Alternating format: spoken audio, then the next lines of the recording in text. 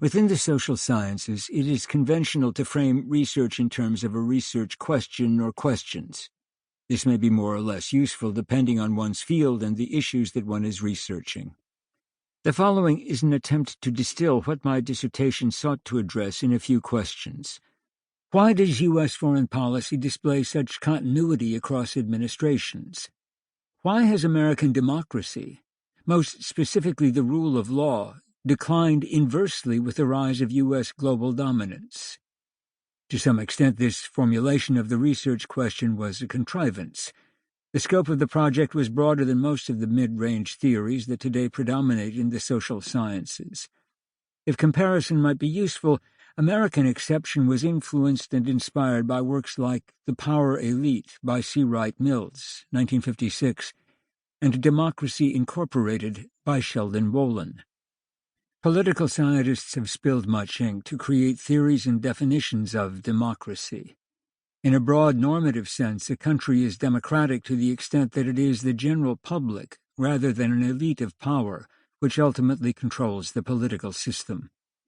Institutionally, a democracy is characterized by the rule of law, political rights, free and fair elections, and accountability. Within the American social sciences, most seminal 20th century scholars and theorists of American democracy have focused on U.S. domestic politics and U.S. society. This would include political scientists like Dahl and Lindblom, as well as sociologists like C. Wright Mills. A central concern of this book is the relationship between expansive foreign policy and democratic decline. One of the few American political scientists to focus squarely on this issue was Lasswell.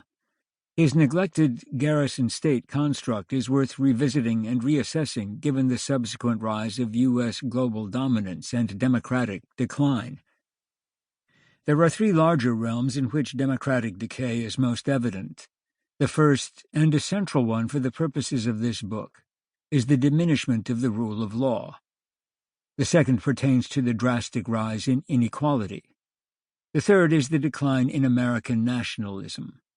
The decline of the rule of law relates to the rule of law as one of the chief factors which define democracy. The other two aspects, inequality and the decline of nationalism, pertain to the broad common-sense understanding of democracy. These are relevant because they are aspects that relate directly to one of the central dynamics explored in this book, the impact of America's post-World War II global orientation upon U.S. politics and society. The diminishment of the rule of law can be dramatically illustrated by the following separate but interrelated trends. High criminality, or unadjudicated crimes committed by top government officials and political insiders. Elite criminality, or crimes committed by socioeconomic elites. And finally, the abasement of constitutionally guaranteed political rights. High criminality would include the October surprise of 1968, the crimes associated with Watergate, the sprawling high crime spree that is truncated by the term Iran-Contra, and stolen presidential elections of 2000 and possibly 2004.